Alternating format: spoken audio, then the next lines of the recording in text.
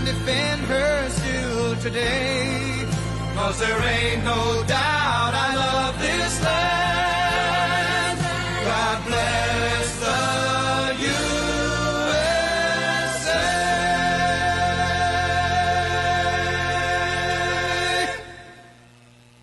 Thank you very much. Thank you very much. What a place. I've been here before. We spoke with you before. Who knew it was going to turn out this well, though, really? I told you we're going to do a lot of things. Nobody thought it was going to turn out like this. This has been crazy. But it's a true honor to be back at the Detroit Economic Club with the businessmen and women who are really the economic engine of America. That's what you are. You've become more of that since I've been in a lot more. Factories and plants are going to close, and now they're going 24 hours. I guess that Bill Ford is running his plant, 150 plant, 24 hours a day, round the clock. Wasn't running that way two years ago, I can tell you. But it's the complex that Ford Motor Company so cherishes. It was a pleasure to see that the crown jewel of Detroit auto industry, is what they call it, is still going after 100 years. Can you imagine? Over 100 years. I especially want to thank the president of the Detroit Economic Club, Steve Gregorian. Where's Steve? Steve? Where's Steve? Hi, Steve. Nice-looking man. Nice-looking guy. And board chair Sandy Pierce. Thank you very much, Sandy. Thank you very much. And we have some very special people here. We have a man who's doing a fantastic job. I get angry at him every once in a while, but very, very seldom. Because he's got what it takes. Treasury Secretary Scott Bessent. Scott? Hi, Scott. Hi, Scott. What a good guy. He's got a good pulse, doesn't he? Good pulse of what's going on. Thank you, Scott. He's been great. Michigan House Speaker Matt Hall. Hi, Matt. We did good in Michigan, Matt. We won the whole thing in Michigan, didn't we, huh? 3 times we won. You know that, right? They didn't give us credit the second time, but we won the second time. But we made the last one, Matt, too big to rig. Right? That's what you got. That's the only way you win races in many cases. I got to tell you, it's too bad. I think they should get voter ID. Wouldn't it be nice? The Democrats are totally against voter ID. Who's against voter ID? How can you even campaign? We are against voter ID. How do you not get voter ID? You know what it means, Matt? And you want to cheat, and they do cheat. It's terrible. Michigan Senate.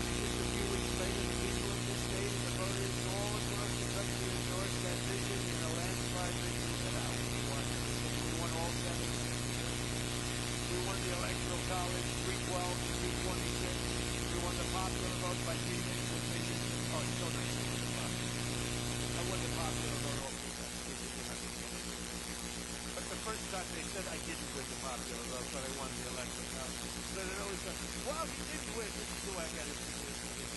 While he didn't win the popular vote, he won the electoral college. So this is the way I was introduced.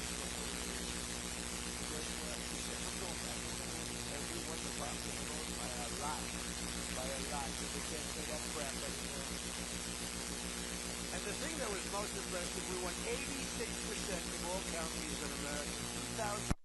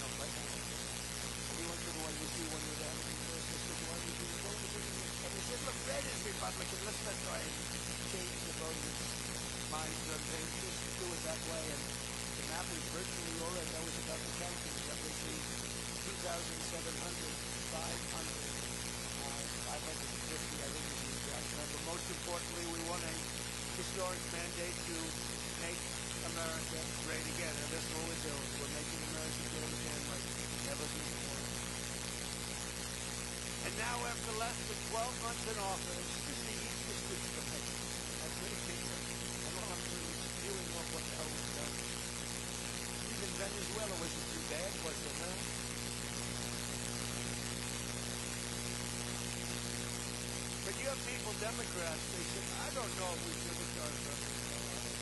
Anybody that says that hates our country.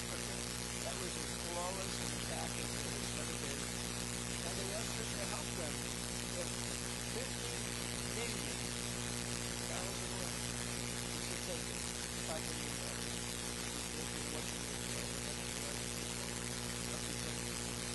million.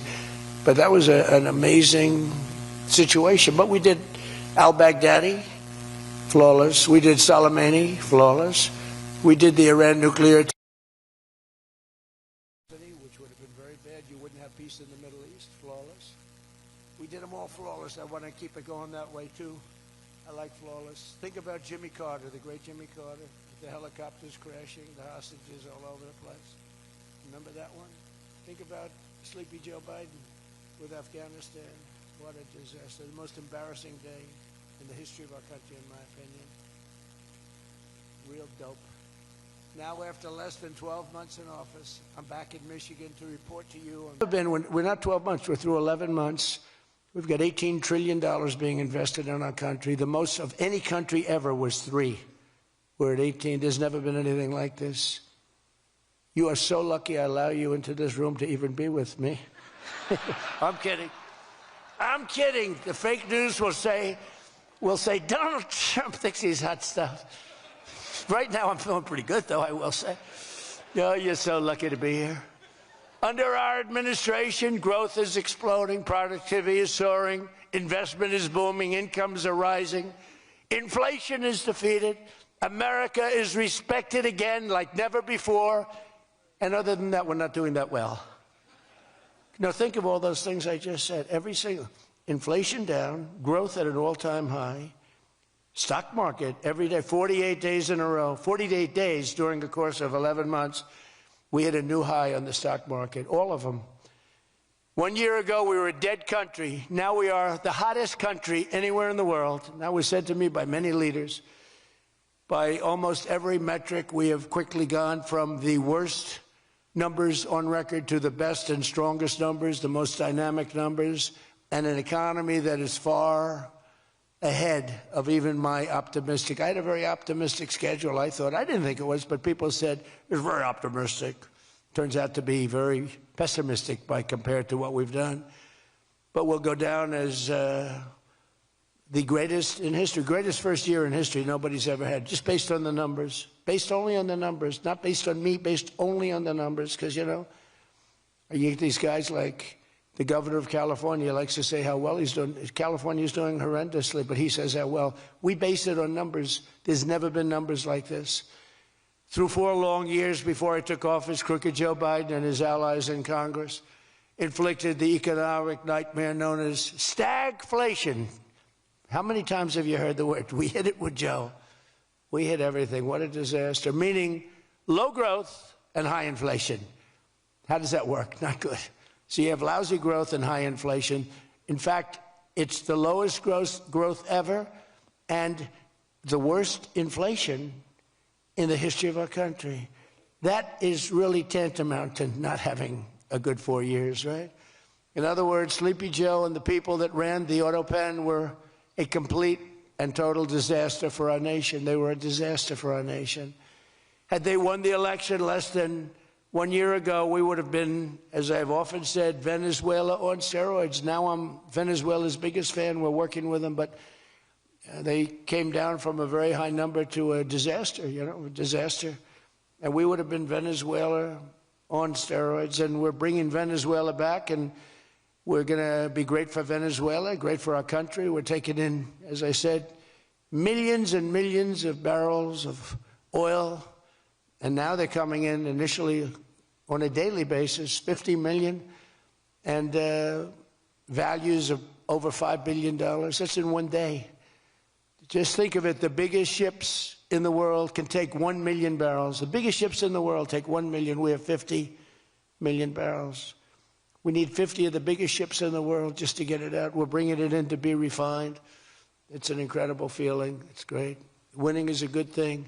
We're going to work with Venezuela. We'll make that country very strong again. We'll get oil prices down even further. We have it down at about a 6-year low, 7-year low, but we're going to get it down further. Joe Biden gave us a colossal stagflation catastrophe, but my administration's rapidly and very decisively ended that. We have quickly achieved the exact opposite of stagflation, almost no inflation and super high growth. So we have the highest growth we've ever had. Think of that. The highest growth we've ever had, and we've only been there 11 months. Think of what we can do for the rest of it. But do we have wood around here? I want to knock on a little wood. They have one little, everything's plastic nowadays. It's very tough. Now we have the greatest growth, and we have, inflation way, way down. But we inherited terrible growth, and we inherited the worst inflation in the history of our country. The fake news would say 49 years. So when I say the history, they give me a lot of time, but I believe it's the history. But let's say 49 years. Would you say 49 years is okay, right? It's pretty bad. What do you think, Mr. Senator, Mr. Future Senator? I'd say 49. What sounds worse, 49 years or history? I think 49 years almost sounds worse. Maybe I'll just use it and I won't argue with these people. As of this morning, core inflation for the past 3 months has been just 1.6%. The numbers were just announced just before I came on stage. And GDP is smashing expectations with the fastest growth for this country in many years. The fourth quarter is projected at 5.4%, and that's despite the Democrat shutdown where we lost at least 1.5 points. The Democrat shutdown, we would have had close to 7. Think of that, close to 7. They were projecting to, the fakers were projecting to. And if we keep deregulating and adding more capacity, like I saw today at Ford, and if we don't raise interest rates every time good news is mentioned. In the old days, I'm probably old. I used to be up at these lecterns and I'd say, I'm younger than pretty much everybody in the room. Now I say I'm older than pretty much everybody in the room. I like it the other way better, actually. But you're too young. But in the old days, when you had good numbers, interest rates would go down.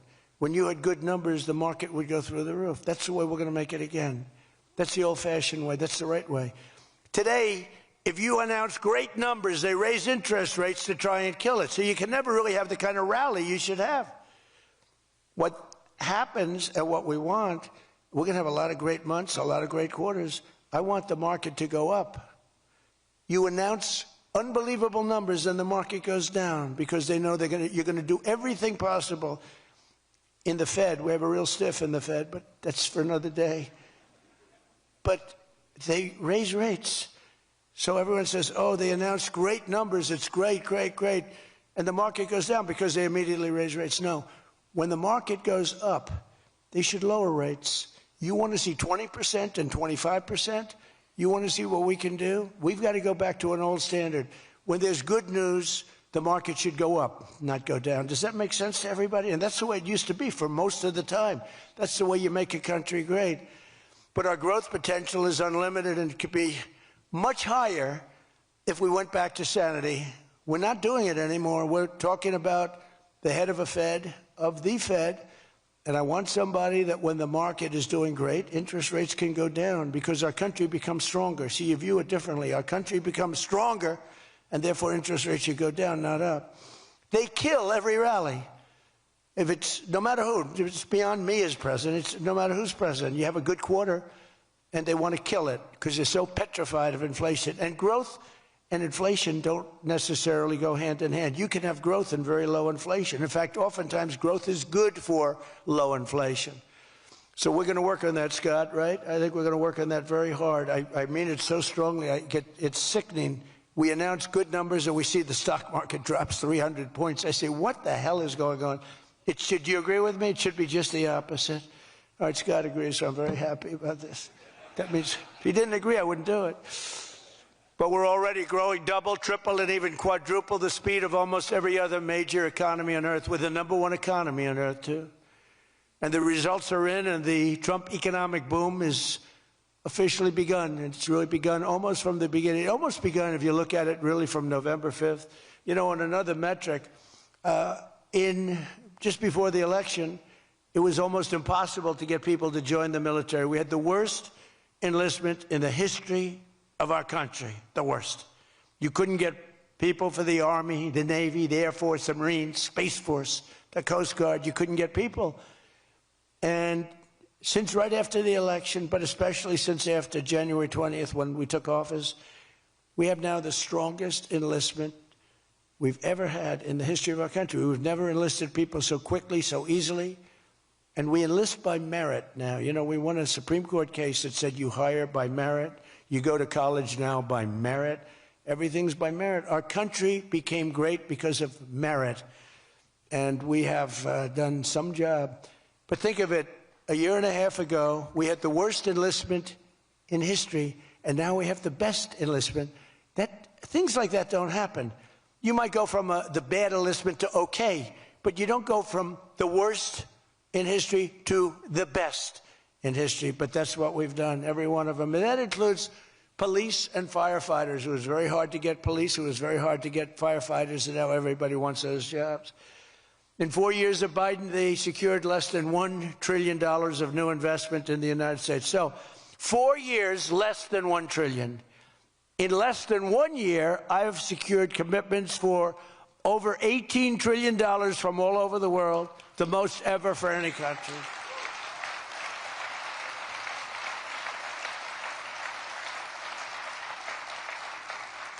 Think of that, though. They did, and I'll tell you what, had she won, it would be a disaster because you would have had people leave. You would have not had $1 trillion. You would have had $5 trillion, $10 trillion leaving the country, and your welfare would have doubled. When you look at what's going on in Minnesota, is that a disgrace? Is that a disgrace? But we'll talk about that. Under Biden, we had the highest trade deficit ever recorded, losing more than $1 trillion every single year. How about that? It was killing Michigan, and everywhere else in our country was being absolutely destroyed.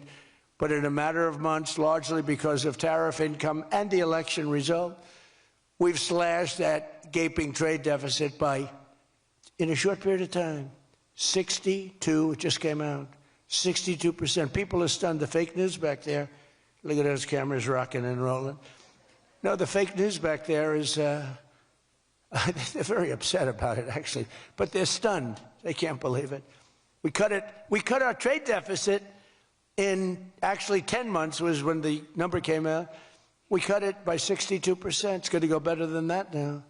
The stock market is now the highest in history since the election. We've set all of those records, and I think an all-time record that's so important to me because so many people have them is boosting 401ks and retirement accounts for millions and millions of Americans, people that are in the police departments, the fire departments, people that are construction workers. A policeman came up to me recently, a nice guy guarding me. He's a perfect guy to guard me. He was a massive guy, big, strong guy. He said, "Sir, you made me look so good in front of my wife. My wife thought I was a horrible investor because every time I invested, we lost money. And we have a 401k, and I'm up like 85%. She thinks I'm Warren Buffett. She thinks I'm brilliant. She's now calling me brilliant. It makes my life much easier. I love my wife much more now. She calls me brilliant every time. I said, don't worry, you're going to do even better for the next 3 years. But one of the biggest reasons for this unbelievable success has been our historic use of tariffs. There was the tariff that made America strong and powerful in past generations, and then we got off it and we went to the income tax system. Great going, fellas. You know, we were the strongest in 1887, relatively speaking. That was around the McKinley time, and Teddy Roosevelt and some others, but we were really strong. It was all tariffs. And I know what happened. Some of these countries got together and they say, hey, convince the United States that it's no good, the tariff system is unfair to us. And so some genius, I know who, I don't want to get into it, but some genius said, oh, let's go to an income tax system. So instead of foreign companies and countries paying everything, the people started paying. And then after that, you had a depression, but that was a long time. That was in like 1913, you had the tariff switched into income tax. And then in and they like to blame tariffs. You ever notice they blame tariffs? No, they brought tariffs back in 1932. They brought them back to try and save the sucker. But it was in 1929, because a lot of people, you know, the anti-tariff people. Now, an anti-tariff person is a pro-Chinese person, like Coke. This guy's fought me in every election I've ever been in, and I've kicked his ass. He inherited a lot of money, and I don't know the gentleman. But he fights me, and then he goes out and says, I made more money with Trump than I ever made in my life. And then he supports these other people that were total losers. Gives them a lot of money.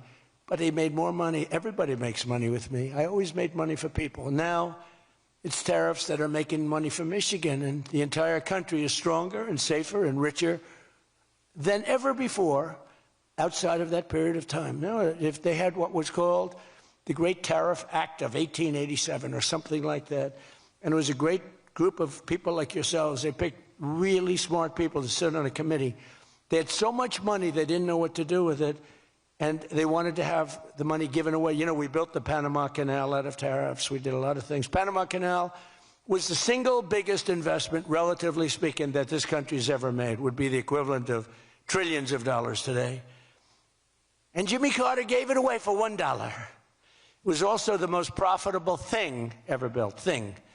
In other words, like buildings or casinos or anything, the most profitable thing ever built was the Panama Canal. And brilliantly, Jimmy Carter thought the country of Panama should have it, even though we lost 36,000 people to the mosquito. You know that, right? To the mosquito and a certain snake, which was not a very nice reptile. This was a brutal reptile. You got bit, it was over. It was just like, bye-bye, everybody. We lost 36,000 people. Malaria, the mosquito, and the snake. And he gave it away for $1. Well, at least we got $1. That's better than most of those guys do. We got $1 for that. Most expensive thing ever built, most profitable thing ever built, too. Makes so much money. Every prediction the critics made about our tariff policy has failed to materialize. The evidence shows overwhelmingly that the tariffs are not paid by American consumers, that they're paid by foreign nations and middlemen. And Scott went over that with us before, and they're paid by middlemen. They raise the thing. Countries get involved. They pay them because otherwise they won't have companies. They won't be viable. And we're the big beneficiary. Once again, the so-called experts were 100% wrong, and Trump was right. People of Michigan were 100% right. You elected the right guy. If you had the other person, everybody, we wouldn't even be having a meeting today, probably. There'd be no meeting. The economic club would be saying, like, man, we're doing bad. It's going to be awfully tough to get people to show up. This is going to be tough, the chairman. This is going to not be a good day for us. We don't want to have, let's cancel the meeting immediately. The Trump tariffs have delivered us trillions of dollars of new investment, unprecedented new partnerships on minerals, rare earths, defense, and artificial intelligence, and historic levels of foreign military sales. You know, you have the Supreme Court now going to rule on whether or not we can use tariffs. Can you believe this? A case brought about by people that are China-centric. Foreign-centric, but China-centric. I wouldn't want it if I was China either. You know, China's one of our biggest taxpayers right now. China, would you ever believe you'd hear that? And they've been great. My relationship with President Xi has been great. But we have a group that's foreign-centric, China-centric, suing And we'll figure something out if we don't win, but we should win. I mean, we should win. So great for national security. I ended 8 wars. Think of that, 8 wars. And without trade and tariffs, you wouldn't have been able to end any of them. But they brought hundreds of billions of dollars pouring into the United States Treasury, helped curb inflation, and helped cut the federal budget deficit by a staggering 27%, and that's only for a short period of time. The number's much bigger than that when you add in the full year. And I've told people I got into a lot of trouble because of the fake news back there. I told people, I said, tariff is my favorite word. I said, my favorite word of every word is tariff. I've loved it for 40 years. I came here many years ago. Remember, they said I didn't come here. Then they found out I did. I got an award in Detroit, in Michigan, many years ago, and still have it. They said it never happened. It did happen. Turned out I didn't notice any apology. But all I did was talk about you're losing your car industry. This was long before I ran for politics. They said you're losing. I said, why are you allowing these foreign nations to take your car? You know, you lost 57% of your car industry. The good news is you're getting it back. But I said, why aren't you using tariffs? I've been very consistent, I will tell you that, for years and years. Even as a private businessman, for years I used to, because I get, for whatever reason, a lot of publicity always. I don't know if that's good or bad, but it happens. And I talk about the importance. But I said, recently, I said, tariff is my favorite word in the whole dictionary. There's no word. And I took a lot of heat. They said, what about your wife, your children? What about religion and God? What about Jesus? So I said, all right, it's my 5th favorite word. And since then, I've been fine. They hit me hard, these people, the fake news. They were killing me over tariff. He likes tariff more than his wife, more than religion. He likes tariff more than anything. What a disgrace. So I now call it number 5, and I'm in good shape. That was a rough day. It's my favorite word, and I got killed. Every word, you know, when you go up here, you take a big chance, especially me, because I go off teleprompter about 80% of the time. But isn't it nice to have a president that can go off teleprompter? When you think? Remember the speeches Joe would make? First of all, they'd last a matter of seconds, you know. Thank you very much. You ever notice Joe would always cough before a speech? State of the Union, he gets,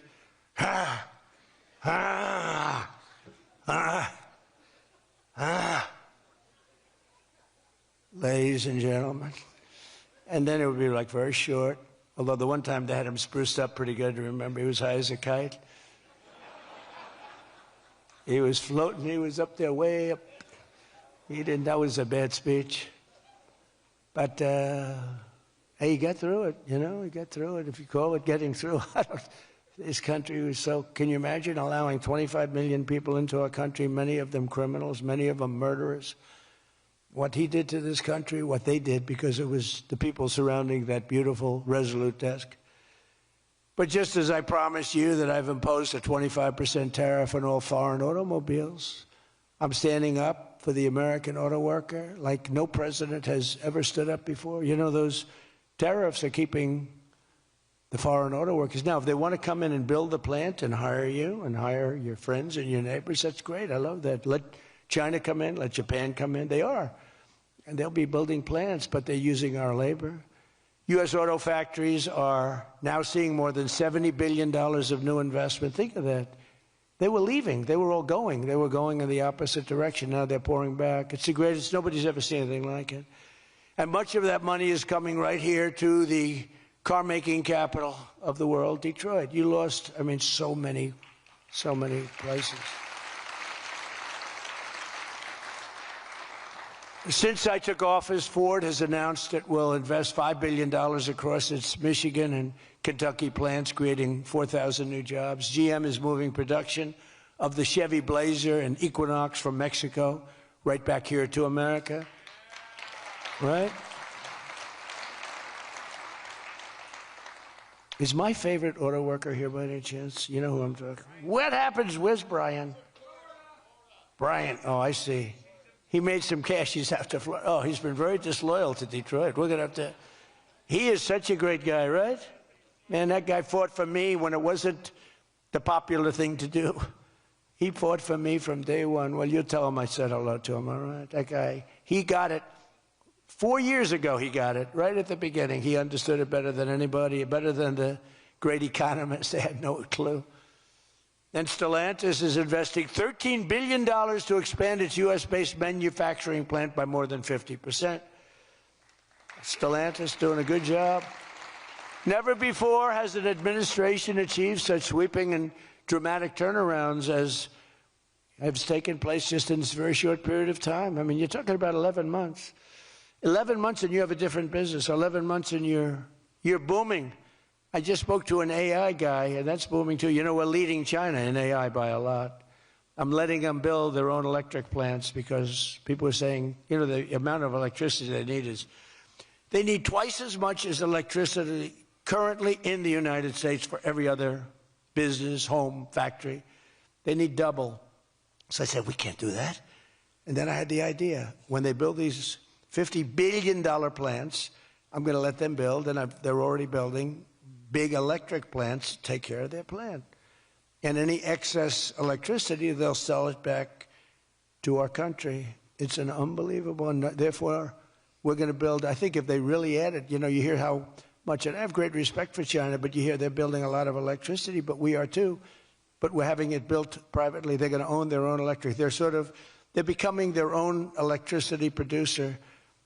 And when they heard this idea, they thought it was great, but they didn't take it seriously because they said it's too good to be true. But then they realized that I was serious. They were getting them 2- and 3-week approvals.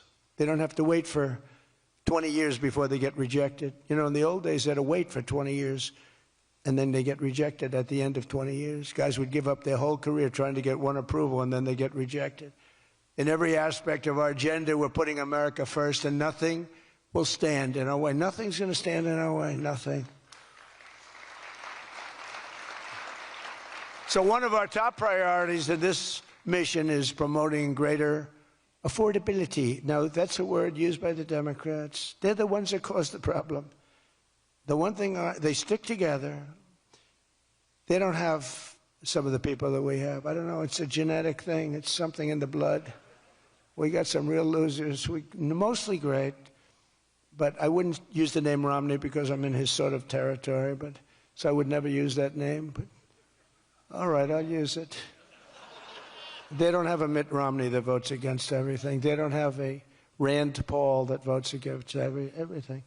I got him elected twice. He was a stone-cold loser. I went to Kentucky where I won by a lot. I did a rally for him. Then I did another rally. He won. Then I went the second time. He won. Then he votes against all the time. It's just crazy. I don't get it. Then you have Lisa Murkowski and you have Susan Collins. Disasters. And you had a gentleman from Indiana that I don't believe it, Todd Young, he voted against. And you'd say, why are you voting against? They can't give you an answer. They're unable to give you an answer. It's like, why are they against the attack on Venezuela? They're against the attack after they found out it was the most successful attack, probably the most talented, most brilliant tactically attack that we've had maybe in 100 years. And they're against it. Why? It's one thing if the attack failed. I'd probably do that too, a change. I'd be in favor. Then if it failed, I'd say, I told them not to do it. That's what they do. But here we have one of the most successful attacks ever, and they find a way to be against it. It's pretty amazing. But it's a shame, and we have some others, but not many.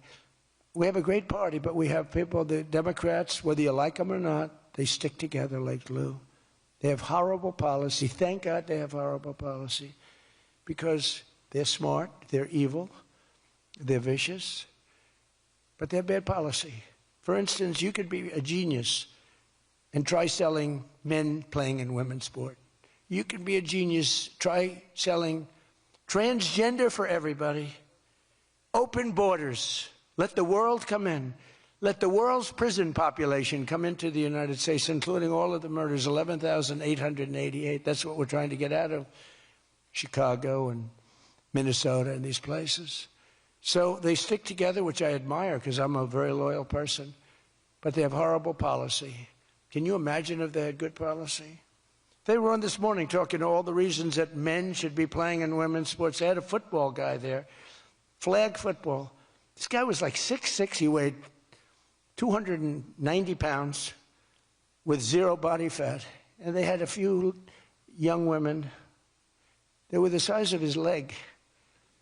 He wouldn't have had to run. He could have just walked. They couldn't have done a thing about it. 10 of them would have to jump on him. That wouldn't have had any impact. I don't think he would have been like a fly. It's so ridiculous. It's so demeaning to women. It's so demeaning. Look at the weightlifting records. I mean, the record got beaten by 112 pounds, a record that stood for 18 years.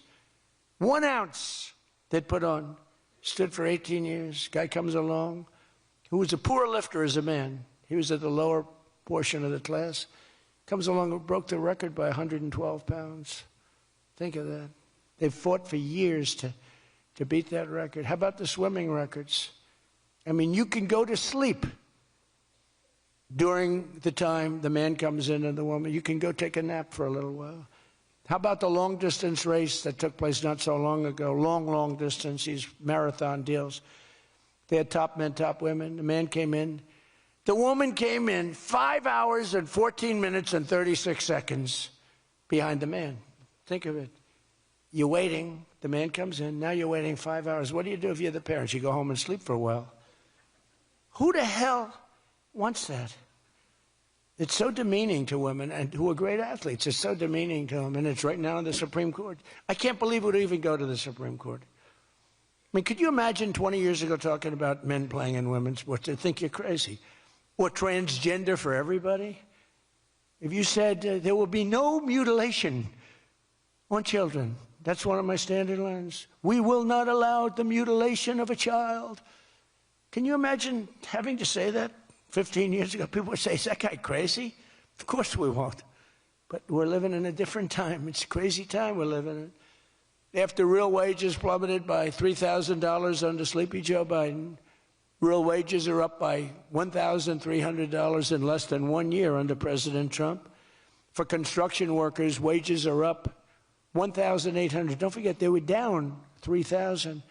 Factory workers over $2,000, and for many other workers, over $5,000. And I just gave the military, because we're doing so well with taking in so much money with the tariffs, I just gave them $1,776. You saw that, right? Did you see that? They had 75, and I said, you know, if you had $1 more, $1,776. They said, that was a good idea. We could afford $1 more. We gave them $1,776.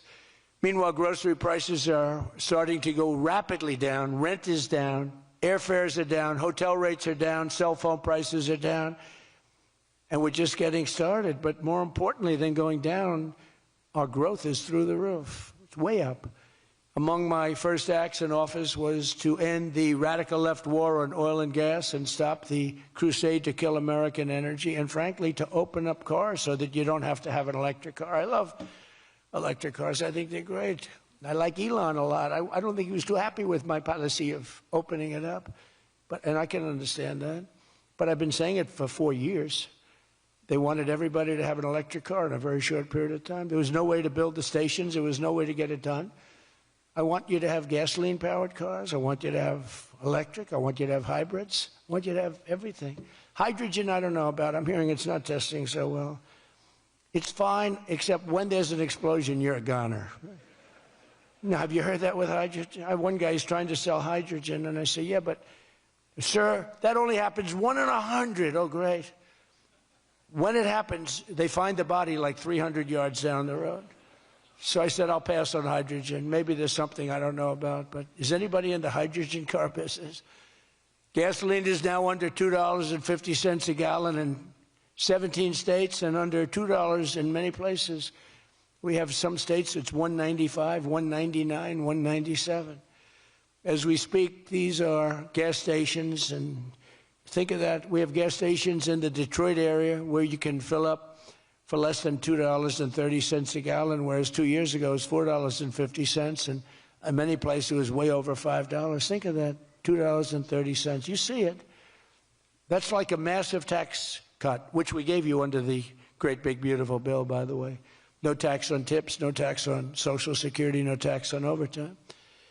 And with our extremely successful operation in Venezuela earlier this month, that number soon is going to go lower because we're going to have a lot more energy. We're going to a lot more, as opposed to a country that's going to be totally shut down. No fuel, no gasoline, and it's, you know, they say it's got more than Saudi Arabia. Who knows?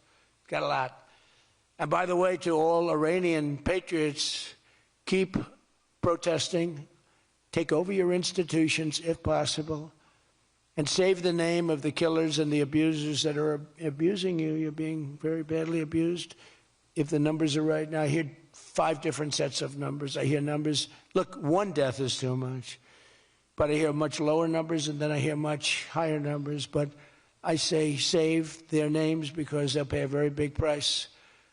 And I've canceled all meetings with the Iranian officials until the senseless killing of protesters stops. And all I say to them is help is on its way. You saw that I put tariffs on anybody doing business with Iran. Just went into effect today. And I say make Iran great again. You know, it was a great country until these monsters came in and took it over. And it's all very fragile. It would have happened to us, I'm telling you. If I didn't win this election, it would have happened to us. In the coming weeks, I will be laying out even more plans to help bring back affordability. And again, remember, that's a fake word by Democrats. Prices were too high. They caused the high price. They never want to talk about affordability. They always go, this is an election about affordability.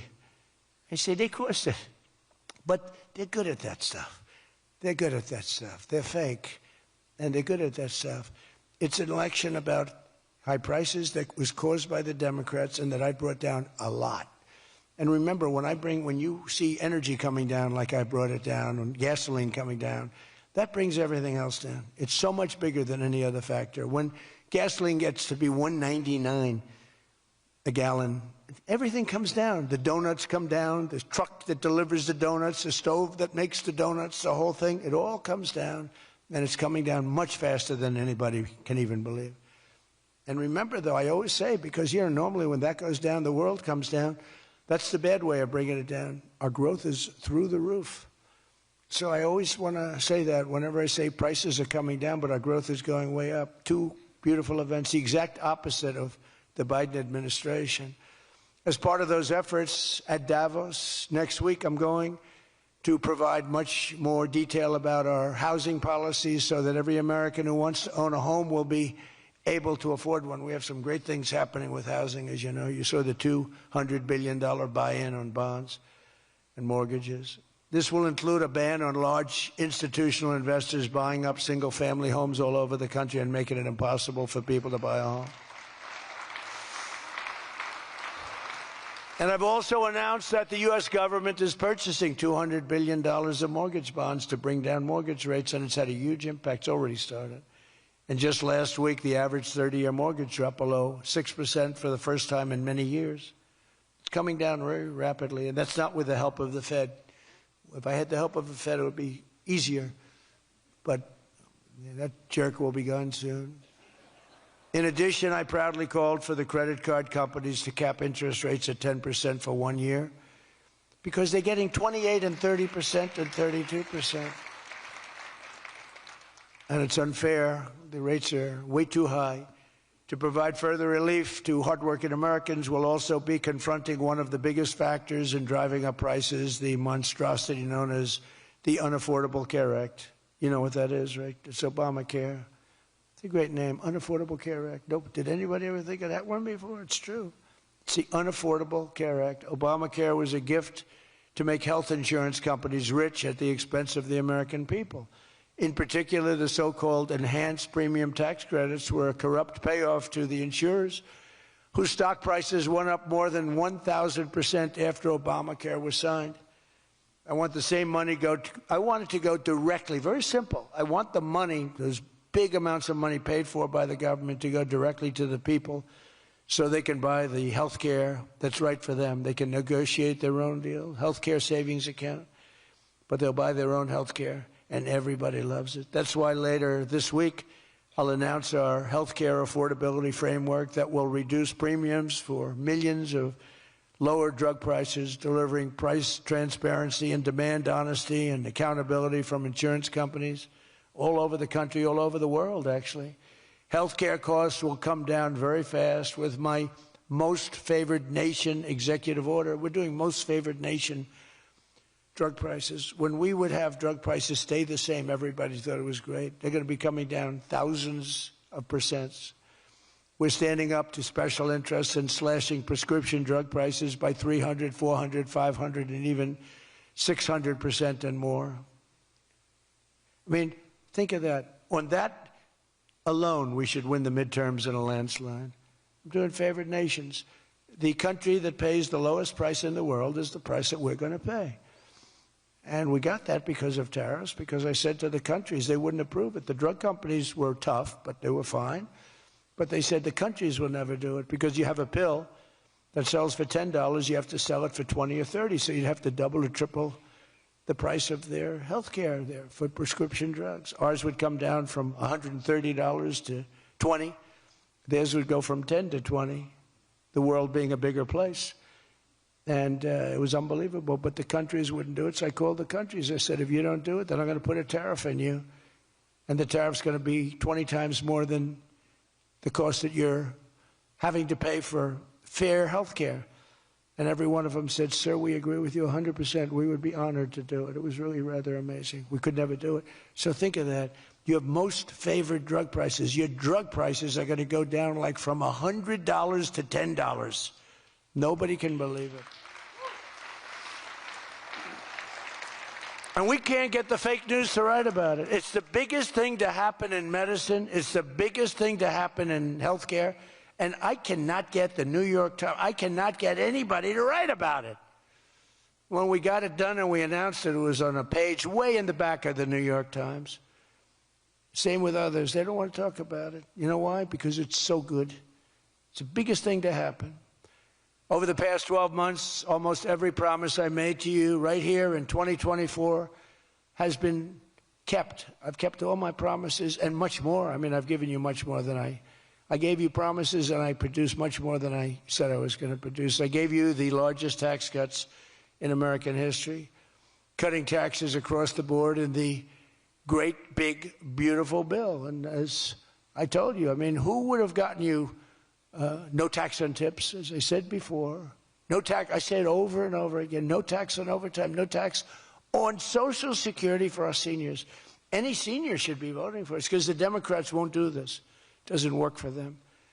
And we also made interest on car loans fully tax deductible so that when you go out and buy a car, if you have a mortgage or you get a loan on a car, you're allowed to deduct interest for the first time ever. That's never happened before. But only for cars that are stamped with the beautiful words, made in the USA. In other words, we're only letting that take place if the car is made like in Detroit or in the USA. Our tax cuts also provided 100% bonus depreciation on all new equipment and capital investments, meaning that for any manufacturer looking to bring production back to America, you can write it all off, everything.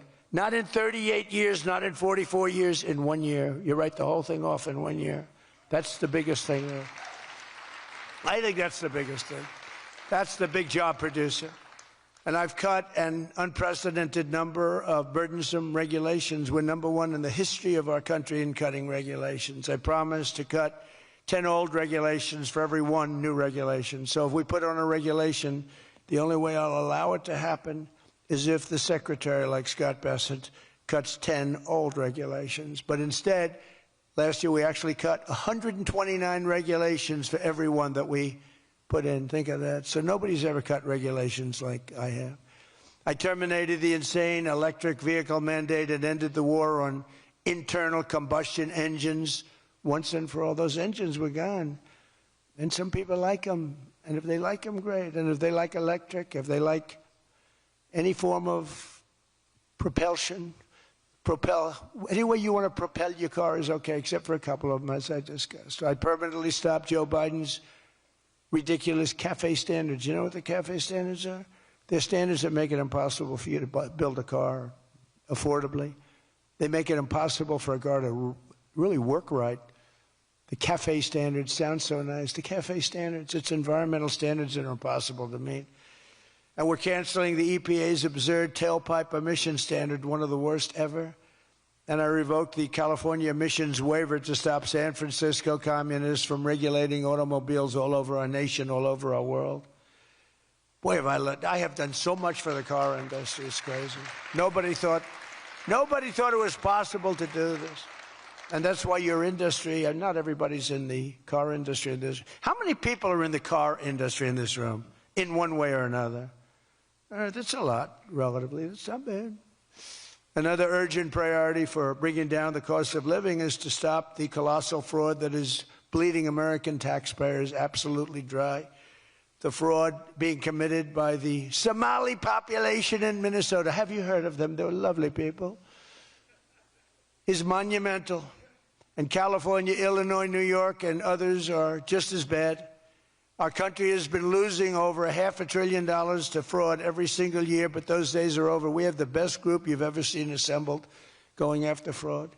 In Minnesota, we're cracking down on the Somali scams, ending the brazen and shameless theft of taxpayer dollars. Well, it's going on in Maine, too, with Somalis. You know, and they don't take our ships anymore. You know why? We hit them with the same missile that we used to hit the drug dealers coming in with the boats. You know, we have drugs coming in by sea down 97%. You've seen that? 97%. And we're trying we're really trying hard to find out who the hell is the other 3%. But we have them down 97%. And we're going to start hitting them by land, too. The hard part is done. By sea, nobody's coming. It hasn't been great for the fishing industry, however. Those that have a fishing boat, they're having a hard time getting customers. But you can't have everything. Nobody wants to go on boats.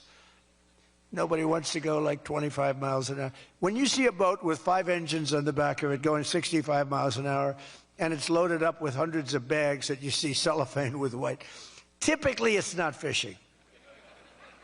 How about the couple of submarines we took down? We took out 2 submarines, and the Democrats say they were fishing. No, they were submarines. They were actually, they build a very fast, it's a drug-carrying submarine. They have a lot of money. And we took them out, and the Democrats claimed that they were fishing. We shouldn't ruin people's beautiful fishing journey. It's unbelievable what we have to go through. It's really a shame, actually. We've frozen all children's payments to those states that we're talking about, and we will now require proof of attendance in order to receive federal funding for child care or any of that. How about all these child care places in Minnesota where there is no children? They go there, they get paid millions and millions of dollars. The biggest operation in all of Minnesota had no children. And we pay millions of dollars. They're scammers. They're scammers. They always will be. And we're getting them out, and we're not going to pay them. We're not going to pay Minnesota. Right, Scott? We're not paying Minnesota any more money for that, any of that crap. It's a big scam. It's a giant scam run by an incompetent, crooked governor. He's an incompetent, crooked guy. And also, we're freezing any and all welfare payments going to illegal immigrants that will start effective immediately. So when illegals come into California, Gavin Newsom, they come into California, and they send us bills for people coming in. We're not paying it. So we're working on that very strongly. Just don't pay it. As Nancy Reagan would say, just say no. You remember Nancy Reagan? Just say no to drugs. It's a little more difficult than that, I guess, right? But just say no. Additionally, from this moment forward, if you're on public assistance like almost all Somalis are, did you see where 94% of them are on public assistance? You can't wire money out of the country back to your bank account from where you came. But more importantly, we probably aren't even going to give them the money anymore, the money going to them, because of the tremendous abuse and probably illegality being perpetrated on our country. We're not going to give them the money. We're not giving them the money. It's massive numbers of people are scamming our country. You know, they came from a place with nothing, and they come here and they drive around in Mercedes-Benz. You know, the Mercedes-Benz dealers do well in that area of Minnesota. Can you believe it? They have nothing. They get welfare payments, and they have Mercedes-Benzes. It angers me so much, but we're going to straighten out our country. This was done under Biden and Obama, very much under Obama. It all started under Obama. And we just can't. We've got a great country. We're not going to screw it up. But this was one of the great scams ever. They have the same thing, Somali in Maine. Who would think? I never saw that happening. But in Maine, it's really crooked as hell, too. But it's not just Somali. It is them, but it's not just. There are many other places, many other people. The whole country, if we stop this fraud, this massive fraud, we're going to have a balanced budget. That's how much money you're talking. We'll have a balanced budget without all the growth I'm talking about. And then you add the growth, we got one hell of a country. We're giving 90-day notices to places like California, Scott. Right away, we're going to send out that notice. Who would bill the federal government as people poured into the state to send those people back because no country can afford to do it? No country can afford to take in millions of people, pay for their education, their health care, their hospitals. You just can't do it. And we all have a heart. You can't do it. But many of those people are murderers. They're people released from jails, prisons, mental institutions, insane asylums. They're people that are drug dealers. They're addicts. Additionally, starting February 1st, we're not making any payments to sanctuary cities or states having sanctuary cities because they do everything possible to protect criminals at the expense of American citizens, and it breeds fraud and crime and all of the other problems that come. So we're not making any payment to anybody that supports sanctuary cities.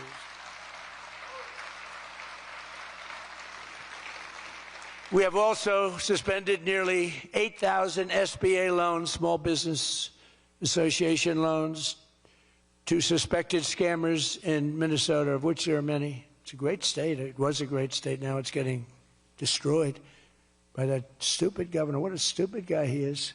But he's a crook. I mean, he's an incompetent guy, but he's a crook. He allowed this to go. You can't have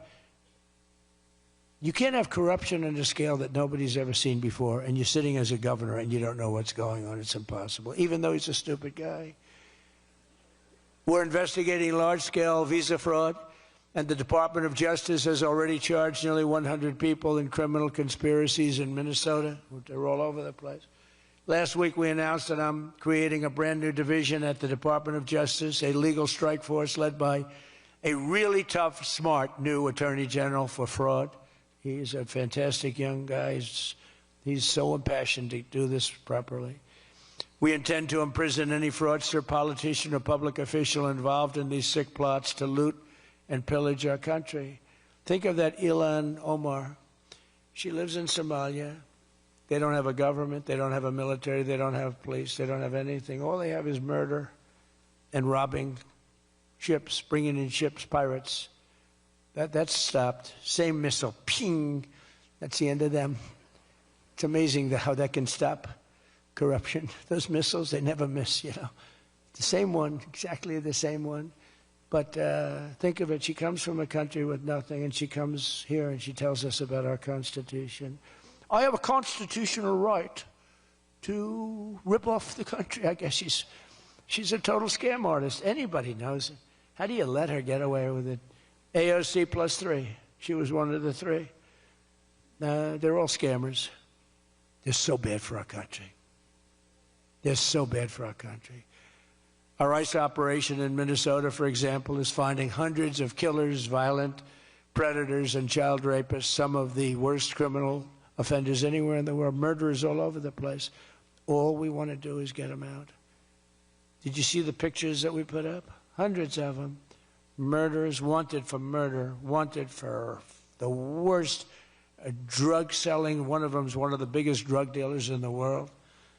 And vicious, sells bad drugs too. Bad drugs, like if you take a tiny little morsel, your child is dead. And we're getting them. But it's hard to get them because they make it so impossible for you.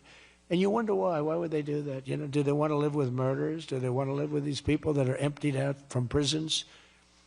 They have a lot of people. One of the reasons I was so angry with Venezuela, they emptied their prisons almost entirely into the United States of America. Tren de Aragua was the gang, one of the worst, probably the most violent gang there is anywhere in the world, they say. We're getting them out. We've got a lot of them out already, but we're getting them out. We're also going to revoke the citizenship of any naturalized immigrant from Somalia or anywhere else who is convicted of defrauding our citizens. We're going to get them the hell out of here fast. And if you come to America to rob Americans, we're throwing you in jail and we're sending you back to the place from where you came. We're throwing you right in jail. And they know it, too. And one of the reasons they're doing these fake riots, I mean, they're just terrible. I mean, you see it's so fake. Shame, shame, shame. You see the woman. That's all practice. They go practice. They go to areas, they take hotel rooms, and they all practice together. It's a whole scam. We're finding out who's funding all this stuff, too. We pretty much know. But in conclusion, as we liberate our country from this cultural scourge and the plague of corruption and fraud, we'll rediscover the natural energy and native spirit that truly makes America great again, like we're doing with Detroit and Michigan. If we get rid of fraud and do our job properly on the trillions that are being extorted out of our country from corrupt and incompetent governors like Gavin Newsom, J.B. Pritzker, and Tim Walz, we will very soon have a balanced budget, and that's the kind of money that we're talking about. We're talking about massive amounts of money. Our country wasn't built by people who tried to lie and cheat and scam their way to success. It was built by legends like Henry Ford, Henry Dow, Thomas Edison, the Kellogg brothers, Alfred P. Sloan, the founder of General Motors, men who lifted up American workers and strengthened our nation beyond even belief. And we're doing the same exact thing right now. I think we're doing it even better. This is the fierce spirit of patriotic free enterprise that we're now unleashing once again. We are unleashing it like maybe never before. Together we have turned the page forever on the failed left-wing model that makes our America poor, desolate, and makes people feel sorry for us. That's what we had. We had a country where our leader was laughed at and our country was scorned. We had a country that was laughed at. They laughed at us. 2 years ago, they laughed at us. They thought we were fools. They thought we were stupid people. Now we're seeing that they're not the smart ones. We are. But we have a great America, and we're going to enrich it. And foreign nations, foreign migrants, criminal fraudsters, and corrupt politicians are not going to play a role anymore. They're going to be in jail. Under the Trump administration, we're reclaiming America's dignity, rebuilding America's wealth, and we're putting the productive, hardworking American citizen at the center of every single thing that we do.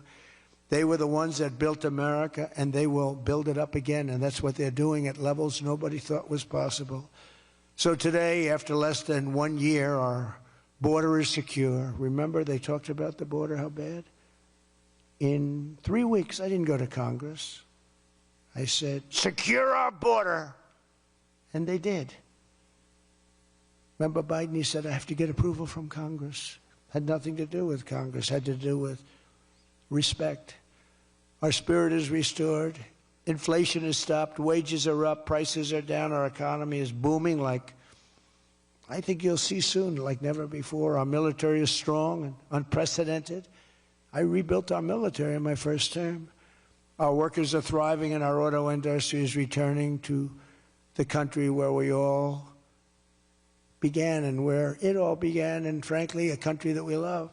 The United States is winning again, and we're rapidly making America and the great state of Michigan greater and more prosperous than ever before. I want to again thank the Detroit Economic Club. You do a fantastic job, so respected. God bless you, and God bless America. Thank you very much, everybody. Thank you.